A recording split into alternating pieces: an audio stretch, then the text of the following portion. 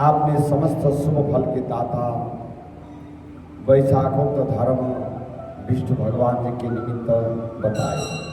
सो हे प्रभु, वह विष्णु कैसे है, उनके लक्षण परिणाम क्या है, कैसे लोग अपने सद्भावों से इन्हें जान सकते हैं। वैशाख धर्म क्या है जिनसे विष्णु भगवान जी प्रसन्न होते हैं, यह सब मुझे बताइए।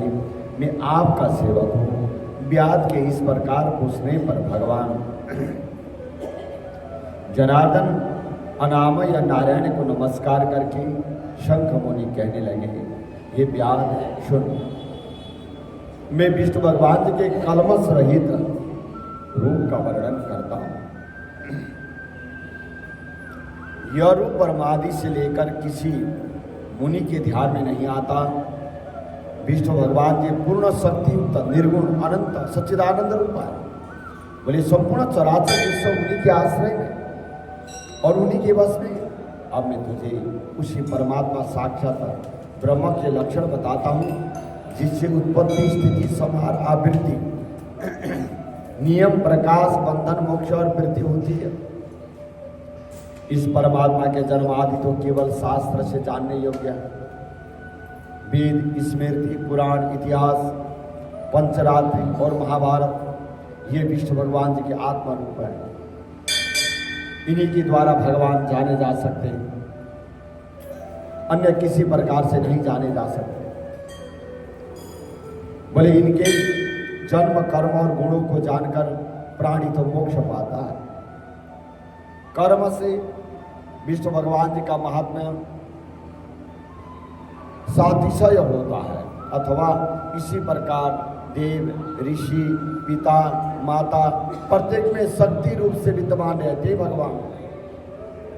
प्रत्यक्ष आगम या अनुमान से बल और ज्ञान से सुख में प्रथम मनुष्य को उत्तम जानो, फिर ज्ञान आदि द्वारा आवृत राजा को 100 गुना अधिक जानो।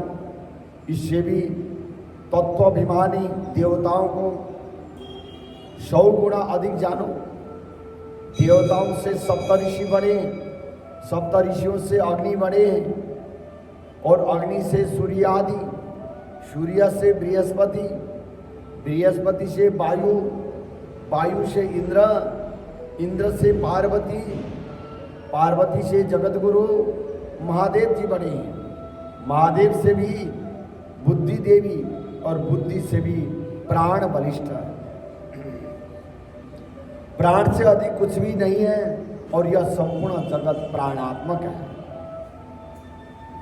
बोले प्राण ही सबसे सब जगह बेष्टित है। नील मेघ के समान प्रभायुक्त सबका आधारभूत इसे सूत्र कहते हैं। लक्ष्मी के कटाक्ष मात्र से इनकी स्थिति है। तब व्यास बोला, वह लक्ष्मी देवादिदेव विष्णु भगवान जी की एकमात्र कृपा पात्र है। विष्णु भगवान जी से अधिक या समान कोई नहीं है। जिनमें यह प्राण नाम सूत्र कैसे हुआ?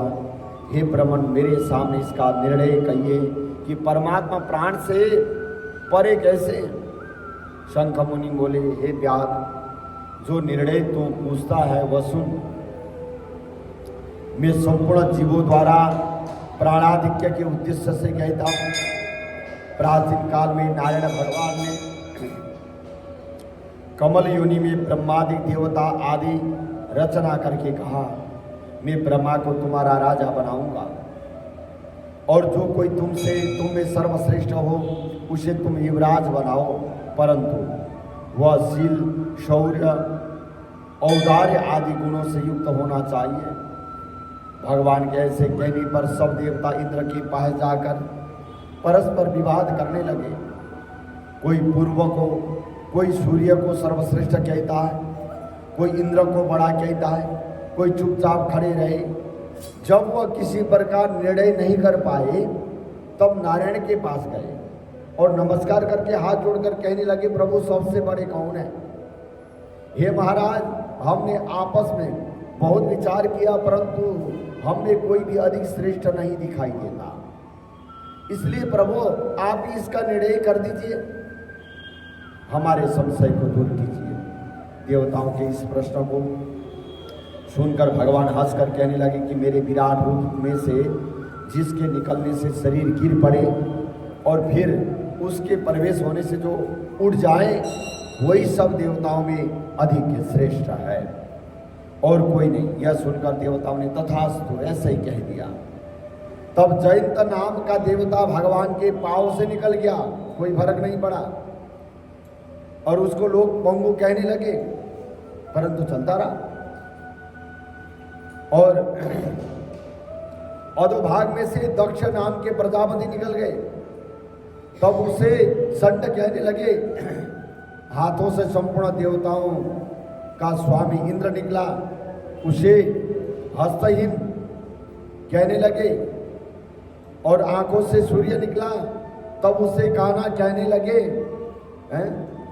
नाक से अश्विनी कुमार निकले और उन्हें नासिका रहित कहने लगे। कानों से दिशाएं निकली, तब उन्हें बहरा कहने लगे। जीवा से वरुण निकल गए, उसे अरसज्ञ कहने लगे। वाणी से वाणीश्वर अग्नि निकला, तब उसे गोगा कहने लगे। रुद्र मन से निकल गए तो उसे जड़ बुद्धि वाले कहने लगे। इसी तरह सभी देवता शरीर के विभिन्न भाग से निकल गए, परंतु फिर भी शरीर गिरा नहीं। वह सुनते रहे, खाते पीते सूंघते बोलते चलते रहे। फिर प्राण के निकलते ही उसे मृत कहने लगे। बोले गोविंद भगवान की जय। तब देवता विस्मित होकर कहने लगे कि जो कोई हम में से इस गिरी हुई शरीर को उठा ले, उठाने में समर्थ होगा, वही बड़ा होगा और वही युवराज होगा। ऐसी प्रतिज्ञा करके और कर्म से जैसे जैसे निकले थे वैसे ही वैसे प्रवेश करने लगे, परंतु शरीर फिर भी नहीं उठा। अंत में प्राणों के प्रवेश करते ही शरीर उठकर खड़ा हो गया। तब देवताओं ने निश्चय किया कि बल, ज्ञान, धैर्य, वैराग्य और जीवन से भी अधिक यह प्राण समस्त देवताओं का अधीश्वर और व्यापक है। इसलिए प्राण को ही युवराज बनाया और उसके सम्मानार्थ सामवेद का गान करने लगे। इसलिए सावर और जंगमात्मक यह सृष्टि प्राणात्मक है। अधिक बलवान और संपूर्ण जीवों का अंतरात्मा भिन्न भिन्न कर्मों का संपादन करने वाला होता है। बिना प्राणों के संसार में कुछ भी वृद्धि भी नहीं होती, न कुछ रहता है। प्राण सबसे बड़ा है। यही प्राण देवात्मक और सर्वदेवमय व्यापक तथा वासुदेव भगवान का अनुवर्ती और वशीभूत है। इसी से प्राण को विष्णु भगवान जी का बड़ा सहायक कहते हैं। विष्णु भगवान जी का ऐसा महात्म्य और लक्षण जानकर जीव पूर्व जन्म मानववत शरीर त्याग कर नारायण के पास परम धर्म को जाता है। शंख मुनि के ऐसे वाक्य सुनकर व्याध प्रसन्न होकर कहने लगा, हे सर्वेश्वर, प्राण की महिमा जो कहीं भी विदित नहीं है, न सुनी गई है, आप मुझसे कहिए प्राण की महिमा क्या है। तब शंख मुनि बोले, प्राचीन काल में देवादिदेव अनामय नारायण भगवान जी का अश्वमेध द्वारा पूजन करने के लिए प्राण गंगा तट पर गया। वहाँ बहुत से मुनियों को संग लेकर हल से भूमि को शुद्ध करने लगा। जहाँ पृथ्वी के नीचे गुफा में कण्व नाम के महात्मा समाधि लगाए हुए बैठे थे, वह हल से बाहर खींच आए। तब प्राण को अपने सामने खड़ा देखकर क्रोध से श्राप देते हुए बोले, तेरी महिमा तीनों लोक से जाती रहेगी और पृथ्वी लोक में तुझे कोई नहीं मानेगा। मुनि के ऐसे कहने पर क्रोध करके प्राण बोला, मैं निरपराध हूँ, तूने बिना अपराध मुझे श्राप दिया है। इसलिए हे कंडो, हे ऋषि, तू गुरुद्रोही होकर और तेरी वृत्ति विश्व में निंदित हो। तभी से संसार में और विशेष करके पृथ्वी लोक में प्राण की महिमा प्रसिद्ध नहीं है।